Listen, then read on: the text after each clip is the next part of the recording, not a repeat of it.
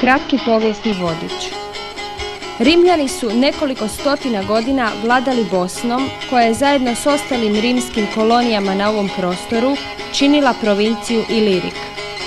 Kršćanska se vjera proširila bosanskim krajevima upravo u doba Rimskog imperija, što nam potvrđuje i sam apostol Pavao, koji ističe da je od Jeruzalema uokolo sve do Ilirika pronio evanđelje Kristovo.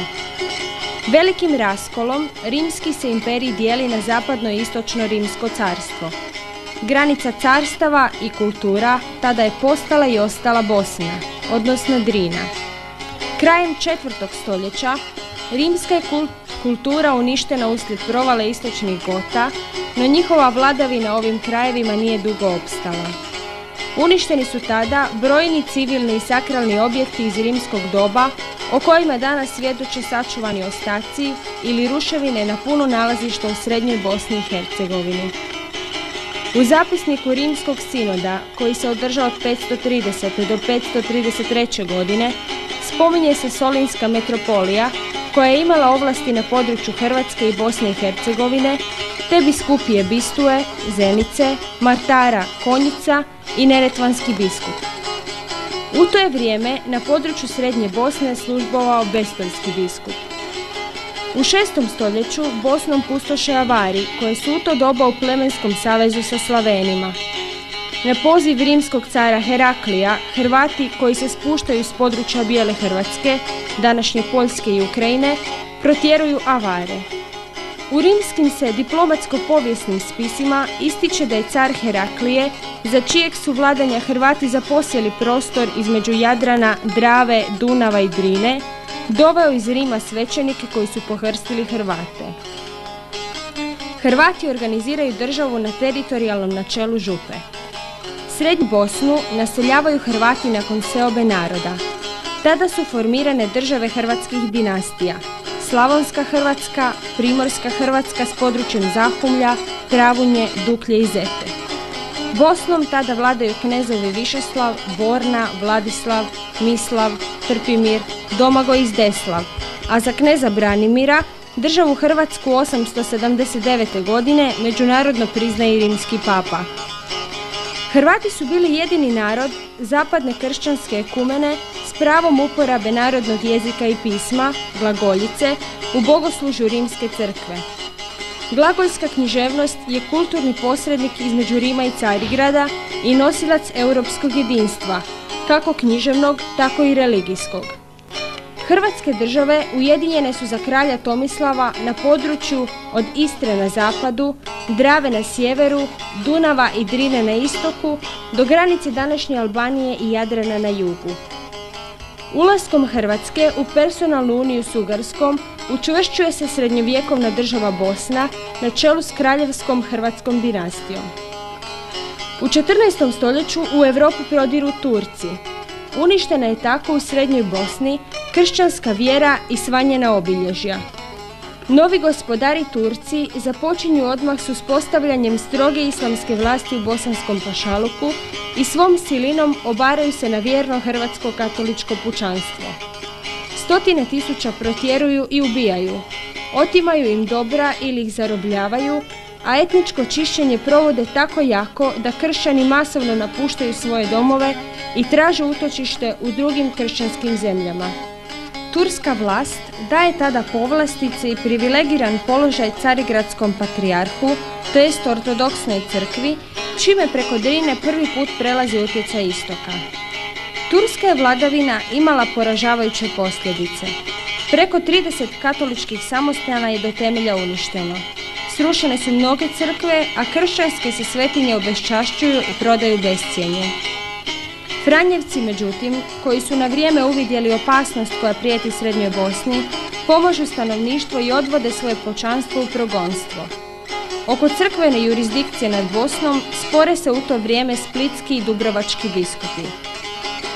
Spomen knjiga iz Bosne, tiskana 1901. a posvećena biskupu Štrosmajeru, kaže: Sam sveti Franjo Asiški bio je očevidnim svjedokom svih krvavih i nemilih događaja što se odigravahu pod romantičnim bosanskim nebom. Štoviše, trebalo bi zaviriti u sam tajni Božji zapisnik, u kojem bi se sva istina vidjela, jer nam domaća povijest niti 100. dio nije zabilježila ni sačuvala.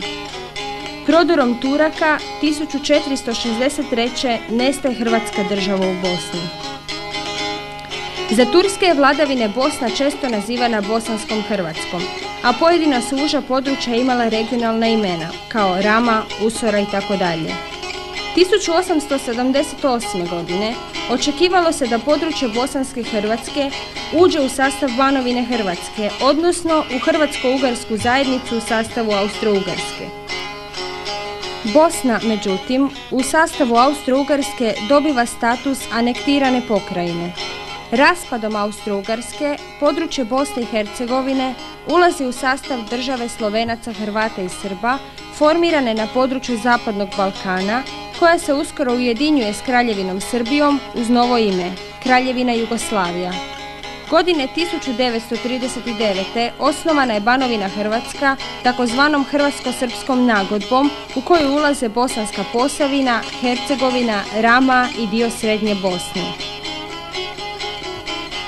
I nakon Drugog svjetskog rata za komunističke, to je socijalističke vlasti, Hrvati iz Bosne nastoje zadržati svoj identitet. Najbolji je pokazatelj za to podatak da je u središnjoj Bosni bilo samo 2,5% Hrvata u komunističkoj partiji, dok je kod Srba i muslimana u Žepču odnos bio čak 80% odraslih u Savezu komunista.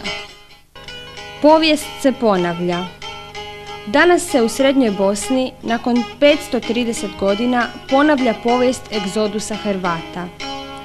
Sadašnji srpski i muslimanski osvajači pokušavaju protjerati bosanske Hrvate i izbrisati ih sa stoljetnih hrvatskih obitavališta. Čine to etničkim čišćenjem i razaranjem povijesnih i kulturnih spomenika. U posljednjih 15 godina na području Žepče sagrađeno je 6 novih crkvi. Na području Žepačkog crkvenog dekanata katolički vjerski objekti zahvaćeni ratnim oštećenjima su ovi. Crkvu Svetog Duha u Golubinji uništile su muslimanske vojne snage. Crkvu Svetog Josipa u Zavidovićima oštetile su muslimanske vojne snage. Crkvu Svetog Petra i Pavla u Lovnici također. Crkvu Svetog Leopolda Mandića oštetile su srpske i muslimanske snage. Crkvu Svetog Josipa u Tesliću potpuno su srušili Srbi, a crkvu Svetog Antuna u Komušini također bosanski Srbi.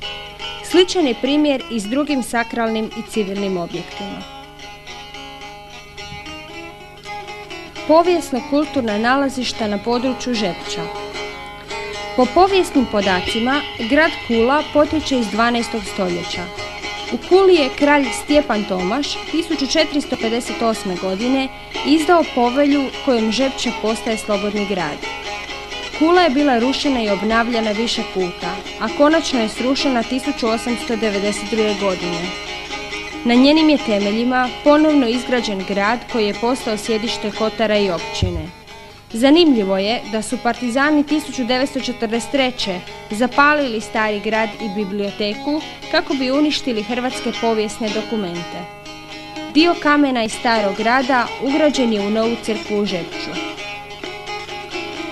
Ostaci iz neolita nađeni su u selu Ponijevo. 1897. godine pronađeni su ostaci rimskog naselja kod Novog Šehera koji su znanstveno obrađeni. U raznolikoj povijesnoj dokumentaciji spominju se razne srednjovjekovne utvrde bosanskih plemića i vladara, a to su obala između sela Ponijeva i Matine, Gradina na Lugu, Tuk u Zavidovićima. Pronađeni su i mletački novčići iz 14. stoljeća s otiscima zvijezda, ptica, krista i drugi. Srednja Bosna, oblast Žepče, nepokorivo hrvatsko područje. U Bosni i Hercegovini održani su 1990. godine prvi demokratski izbori, a u većinskoj hrvatskoj oblasti Žepče izbore je dobila Hrvatska demokratska zajednica Bosne i Hercegovine. Slobodni izbori i njihov rezultat dokaz su legaliteta civilne vlasti koja je uspostavljena nakon izbora. 27. srpnja Iste godine donesena je odluka novoizabranih vlasti o ukidanju ćiriličnog pisma u javnoj uporabi, to jest odluka po kojoj je hrvatski jezik postao službeni. Isto je potvrdio i općenarodni zbor kojem su prisustvovali mnogi politički i javni uglednici. Narodni zbor potvrdio je i smjernice o budućnosti u ovoj regiji. Malo je poznato o događajima u središnjoj Bosni i borbi srednjobosanskih Hrvata za opstojnost na stoljetnim ognjištima. U oblasti Žepča, Zavidovića, Maglaja i Komušina živi preko 40.000 bosanskih Hrvata. S početkom agresije Srba na hrvatske prostore, bosanski Hrvati ovog područja odmah su počeli samoorganizirati obranu domovine. Tijekom Domovinskog rata 1991.–1992. u Hrvatskoj bosanski Hrvati iz središnje Bosne bore se kao dobrovoljci na svim hrvatskim bojištima, a Hrvati iz središnje Bosne raseljeni širom svijeta na razne načine pomažu obranu domovine od srpskih osvajača. Srbi i Jugoslavenska narodna armija pripremili su se za osvajanje Bosne i Hercegovine. Hrvati središnje Bosne pratili su razvoj ratnih operacija u Sloveniji i Hrvatskoj i već su tada bili spremni za obranu svojih domova. Nakon dobivenih izbora, civilnu vlast u ovoj oblasti organizira Hrvatska demokratska zajednica. U očekivanju širenja borbi i na područje Bosne i Hercegovine, Hrvatska demokratska zajednica predlaže najjačoj muslimanskoj stranci, Stranci demokratske akcije, da se kroz civilnu vlast organiziraju i pripreme za obranu. Zamišljeno je tada da bosanski Hrvati i bosanski muslimani zajednički, kao teritorijalna obrana, stanu u obranu ove oblasti. Muslimansko političko rukovodstvo, međutim, izbjegavalo je zajedničke pripreme za obranu, tvrdeći da ne treba izazivati Jugoslavensku narodnu armiju. Pojedini su čak visoki muslimanski rukovodioci sprečavali svako veće okupljanje, pogotovo u svrhu obrane i naoružavanja pučanstva. Agresiju Srba i Jugoslavenske narodne armije dočekale su republičke vlasti i muslimansko rukovodstvo nespremni, pa su gradovi kao Zvornik, Foča, Srebrenica i Goražde padali ili bili okruženi gotovo bez otpora. Na prostoru Srednje Bosne obranu je morala započeti sama Hrvatska demokratska zajednica kroz organizaciju najprije civilne pa vojne vlasti, a kasnije i stvaranjem policijskih snaga i Hrvatskog vijeća obrane. Cjelokupna organizacija Hrvatskog vijeća obrane za područje Žepče i Usora ulazi u takozvanu treću operativnu grupu Hrvatskog vijeća obrane, u kojoj su formirane dvije brigade, Usorska i Žepačka. Te su dvije brigade Srbi razdvojili kotom Crni Vrh koji su ranije zaposjeli. Na čelu s Ivom Lozančićem, zapovjednikom treće operativne grupe, Hrvatsko vijeće obrane tajno radi na planu osvajanja strateške kote Crni Vrh koji je urodio plodom. Nakon ove akcije Srbi pokušavaju protuudare za ponovno osvajanje Crnog Vrha. Iz smjera Teslića jake snage bosanskih Srba i Jugoslavenske narodne armije zauzimaju područje Komušina, nastanjeno pretežno Hrvatima. Srbi su zaustavljeni na crti Stražba, Dubrava, Beše, Kladari, Crni Vrh. Cijelu 1992.–1993. godinu trajale su stalne borbe između snaga HVO-a i Srba, ali uspostavljene čvrste linije bojišnice Hrvatskog vijeća obrane ostale su neprobojne. Koncepcijom treće operativne grupe Hrvatskog vijeća obrane Središnje Bosne zamišljeno je da na Usori bude smještena jedna brigada, a u Žepačkoj dolini dvije brigade. Tako je nastala 110. brigada Hrvatskog vijeća obrane na Usori i 111. XP brigada Hrvatskog vijeća obrane s centrom u Žepču. Tijekom obrane od Srba poginulo je 116 bojovnika 111. XP brigade HVO-a, a samo 29 boraca iz svih muslimanskih vojnih snaga. Upravo je u ovim podacima najuočljivija istina o tome tko je i s kakvim žrtvama uistinu obranio ovaj prostor. Iako je već bilo otpisano, Žepče je već treću godinu nepobjedivo i odoljeva navalama svih napadača. U proljeće 1993. smanjio se intenzitet srpske agresije, no Hrvatsko vijeće obrane i dalje budno prati sve događaje i pokrete. Ni zima, ni blato nisu uspavali niti demoralizirali bojovnike 111. XP brigade Hrvatskog vijeća obrane.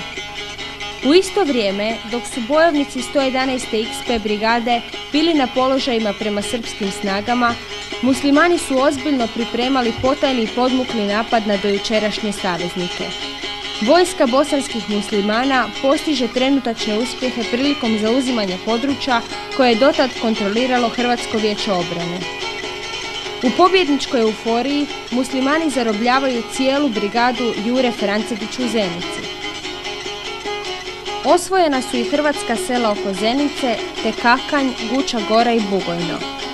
Međutim, kao i Srbi ranije, ni muslimani nisu dobro ocijenili svoj položaj i snage.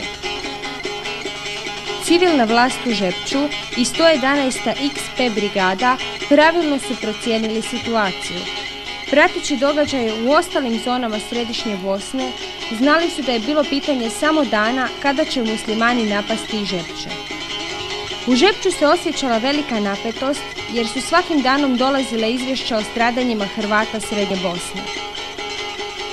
Predsjednik HVO-a Žepče, Perica Jukić, i zapovjednik Ivo Lozančić imali su mnogo susreta s muslimanskim političkim vodstvom i zapovjedništvom 319. Brdske brigade Mosa. Vojno zapovjedništvo i civilna vlast HVO-a priređuju nekoliko pres konferencija radi upoznavanja javnosti sa stanjem na bojišnici, no bez rezultata. Muslimansko je vojno i političko rukovodstvo inzistiralo da se HVO stavi pod zapovjedništvo muslimanske takozvane armije Bosne i Hercegovine.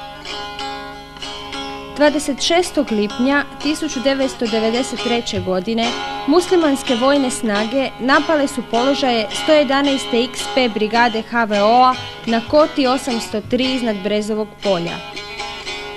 Ubijena su pritom 2 bojovnika, 3. je ranjen, a 1 uspijeva javiti o napadu muslimanskih snaga.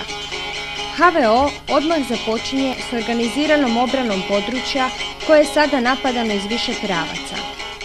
Odjednom su napadale postrojbe iz čak 8 muslimanskih brigada 3. korpusa armije Bosne i Hercegovine.